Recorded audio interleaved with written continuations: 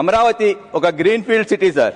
ప్రపంచంలో ఎక్కడా లేని విధంగా అత్యాధునికంగా అమరావతిని నిర్మించడానికి ప్రతిపాదనలు ముందుకు వస్తున్నాయి సార్.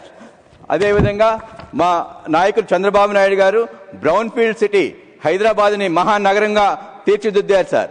అక్కడ రాళ్లు రప్పలు కొండలు ఉన్న బ్రౌన్ ఫీల్డ్ సిటీని ఒక హైటెక్ సిటీగా, ఒక సైబరాబాద్గా, ఒక ఫైనాన్షియల్ డిస్ట్రిక్ట్గా, ఒక జినోమ్ వ్యాలీగా, ఔటర్ రింగ్ రోడ్తో చాలా అనేక రకాలుగా అభివృద్ధి చేశారు. అదేవిధంగా ఒక గ్రీన్ ఫీల్డ్ సిటీని ఇంకా ప్రణాళికంగా ఆంధ్ర ప్రజల కోరిక మేరకు అత్యధిక మహానగరంగా ప్రపంచంలో తీర్చిదిద్దుతారు సార్. ఇక్కడ మీకు చెప్పేది ఏమిటంటే అక్టోబర్ 22, 2015 ఒక చరిత్రాత్మక రోజు. ఆ రోజు ప్రధానమంత్రి నరేంద్ర మోడీ గారు ఈ పార్లమెంట్ నుంచి మట్టిని తీసుకొచ్చి, యమునా నుంచి వాటర్ని తీసుకొచ్చి అక్కడ అమరావతికి శంకుస్థాపన చేశారు సార్. ఆ శంకుస్థాపన చేసిన అమరావతిని 2019లో ప్రభుత్వం మారిన తర్వాత ప్రధానమంత్రి శంకుస్థాపన చేసిన ఈ అమరావతిని ఈ వైఎస్ఆర్సీపీ ప్రభుత్వం దీన్ని ఒక మూలకు పాడివేసి ముళ్ళ కంచెలు వేసిన పునాదులను కూలగొట్టింది సార్. ఇక్కడ ప్రత్యేకంగా మీకు చెప్పాల్సింది ఏంటంటే నిన్న ఏం జరిగిందో ఈ సభ దృష్టికి తీసుకురావాలి సార్. నిన్న ఆ పార్టీ యొక్క అధ్యక్షుడు జగన్మోహన్ రెడ్డి ఒక విధంగా కామెంట్ చేశారు సార్. ఏమన్నారంటే ప్లాన్ బి ఉంది. ప్లాన్ బి అంటే మచిలీపట్నాన్ని, గుంటూరుని, విజయవాడని కలుపుతా కొత్త రాజధాని ప్రతిపాదన. ఇది మవేగా ఏదో అని చెప్పుకుంటూ వచ్చారు సార్. ఇది ఆయన యొక్క చంచల మనస్తత్వానికి నిదర్శనం సార్.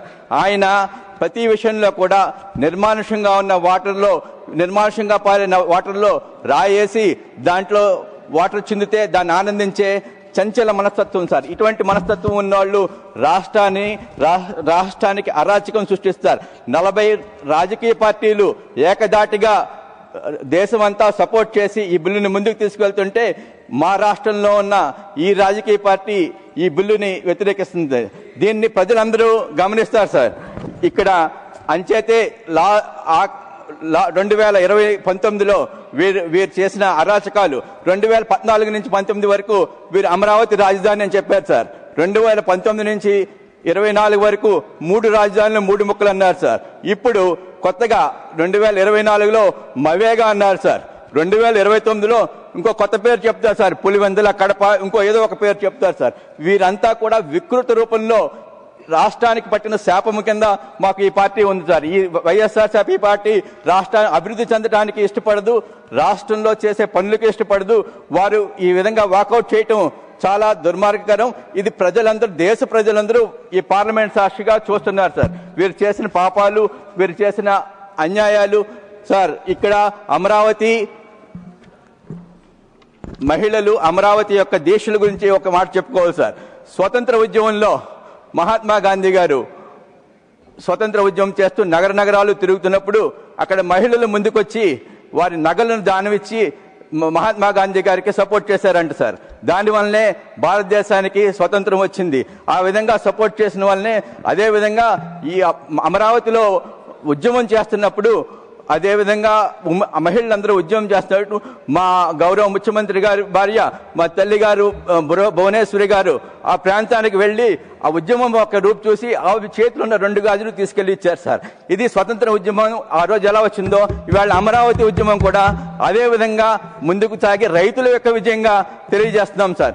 అంతేకాకుండా ఈరోజు మీకు ప్రత్యేకంగా తెలియజేయాల్సింది ఏమనగా ఈరోజు హనుమాన్ జయంతి సార్. ఈరోజు దేశ ప్రజలందరూ పవిత్రమైన హనుమాన్ జయంతి జరుపుకుంటున్నారు సార్. అయోధ్యలో నాడు రాముడు హనుమంతుడు తోడుగా ఉన్నారు. అమరావతిలో రాముడైన మా సీఎం చంద్రబాబు నాయుడు గారికి ఒక హనుమంతుడు కాదు సార్, 2 హనుమంతులు ఉన్నారు.